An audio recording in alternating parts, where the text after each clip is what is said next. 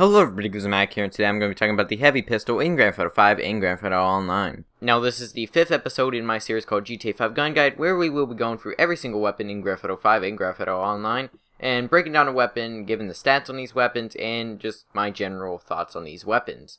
If you want to check out last episode in this series, which was on the S&S pistol in Grand Theft Auto 5, then you can go check that out, link in the description. Now, most of these stats and most of this information is coming from the GTA Wiki, so if you want to go check out more information on this weapon, then, check the description, and there will be a link to the GTA Wiki on this weapon in the description. So the heavy pistol is a weapon that was added to GTA Online in the Business Update Content Pack. It is based off the Springfield Armory TRP Operator, a variant of the M1911 pistol, so the damage is 4.7 out of 10. Now, we don't have any of the other stats in the game on the GTA Wiki, but if you go on the Rockstar Social Club, you will actually be able to see the full stats on these weapons. One thing I want to make clear is that we don't have the exact rate of fire on this weapon. On the GTA Wiki, there's not the exact rate of fire.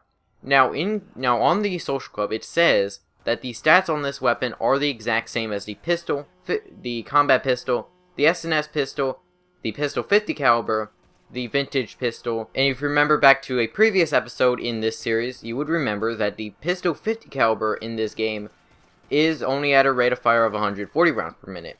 Now this weapon seems to have a higher fire rate than the pistol 50 caliber, which is kind of weird how they have the exact same stats, but it seems to have a slower rate of fire than the S&S pistol, the combat pistol. It seems to have a slower fire rate. Now it's not as slow as the 50 caliber pistol, but I would assume that it's probably 150 to 160 rounds per minute if you're holding on the trigger, and if you're tap firing, it does seem to be a little faster at maybe 200 to 220 rounds per minute. This is complete speculation because we don't have the exact stats on the GTA Wiki. It does seem a little faster than the pistol 50 caliber, but a little slower than a lot of the other pistols in the game. So the magazine size is 18 rounds, or 36 with extended clip, and the damage is 40 per shot, making it the second highest damage of any pistol in the game.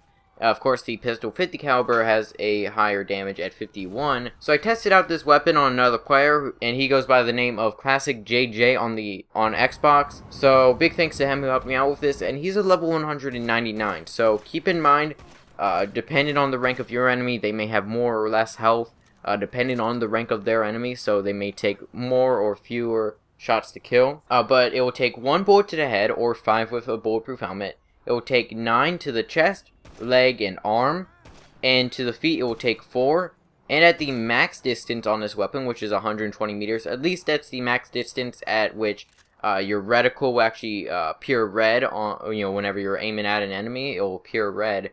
That's 120 meters, it will take 13 shots, which is actually quite low for the pistols in this game, especially against the level 199, and it's a one hit kill to the head. It's a pretty good gun for headshots, especially with that 36 rounds in a magazine, if you have extended clips, which I would recommend an extended clip on this gun. Now, the customization on this weapon, you have the extended clip, of course, and then you also have the flashlight and the suppressor. I would not recommend using the flashlight or the suppressor on this weapon. While this weapon is kind of a tactical weapon, especially because of that red dot sight that is given to you automatically on this weapon, I don't really like the look of the flashlight or the suppressor on this weapon. Although, if you want to have a flashlight, there's not really any negative side effects to a flashlight, so I guess you could do that. Now, this weapon also has a miniature red dot sight on it, which is actually like a mini RDS on this weapon, which is actually very, very nice. I really enjoy it. Now, while the recoil on this weapon is kinda high, at least if you're aiming down sights with a mini RDS in first person, you may want to not use it unless you want like a clear target of your enemy, and it has a pretty good reticle. It's just kind of like a dot, but I actually really enjoy it, and I think this weapon is quite good because of that red dot sight on it. I would love to see this red dot sight on other weapons in the game, and that's one of the best things about this weapon is that red dot sight. Now, I would also recommend using the green tint on this weapon. Now, since this is a DLC weapon, you will have every single tint unlocked.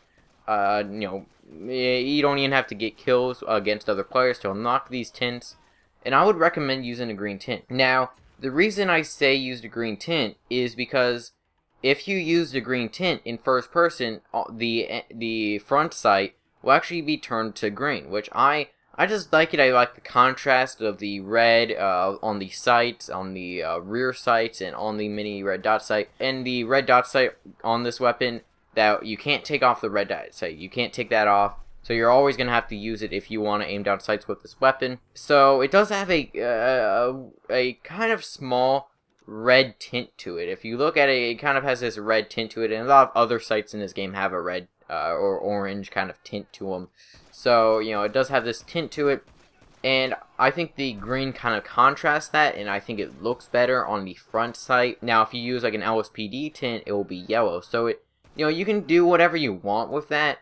You know, you can kind of see what tints you like, but I would recommend using the green tint. Now, I would also recommend using this weapon for survivals. I said a lot of the other pistols are good for survivals, but I think this is the best pistol for survivals if you don't want to use much ammo. Since it has that 36 extended clip magazine, which I would recommend using extended clip on this weapon, because 36 is better than 18, so I would just recommend using that at this early levels of survivals, and even at the later ones. If you want to get headshots at the later ones, you can also do good with this weapon. But I would recommend using this weapon for survivals. Now, I wouldn't really recommend this weapon for hipfire just because of that low rate of fire. While you still have a good, you know, magazine size, I just, you know, since it has a pretty low rate of fire, I would not recommend it. Same with cover shooting, or at least whenever you're blindly firing from cover. I would recommend this weapon to be a little more patient with this weapon. Don't spam your bullets. You know, try and get some good shots. While you have 36 rounds of magazine, I would recommend hit all your shots. Try and go for the head. And 36 shots can go a long way with this weapon. If you want to go kind of be like a one-man army, you can do that with this weapon. If you want to go and just go take out tons of enemies, you can take out 36 enemies. If they're, you know, if you go get a headshot, you can take out 36 other players without reloading at all. And this weapon has a pretty good reload time. You know, it's kind of average compared to all the other pistols, but all the other pistols have some pretty good reload time, so this is no different. I wouldn't really recommend this weapon for drive-by shooting. We're going to be talking about another pistol soon, about, you know, which is the best for drive-by shooting in my opinion. And I would recommend this weapon to also be your starting pistol. Of course, you know, since this is a DLC weapon, you can get this pistol at level 1 in online. So I would recommend getting this weapon. It's kind of cheap, honestly. And I would recommend that this weapon, if you're a newer player and if you're, you know, starting out the game at level 1, I would recommend go to Ammunition, or at least get some money. Go to Ammunition, buy this weapon. You're going to get a good sight for free. You're going to get 18 rounds magazine.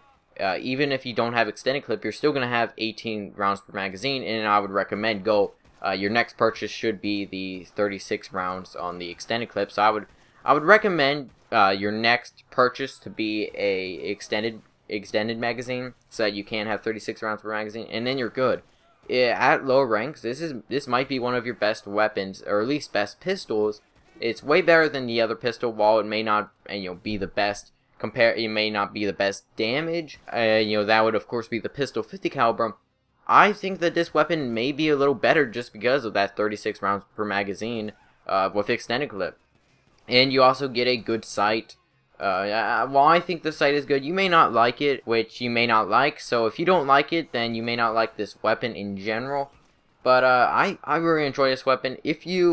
So let me know in the comments. Do you like this weapon or do you not like it? Do you like it? You know, what would you recommend using this weapon for? Next episode of this series will be on a vintage pistol in Grand Theft Auto 5 in Grand Theft Auto Online. So let me know in the comments your thoughts on this weapon. Hope you all enjoy. Feedback is always appreciated, and I will see you guys in the next video.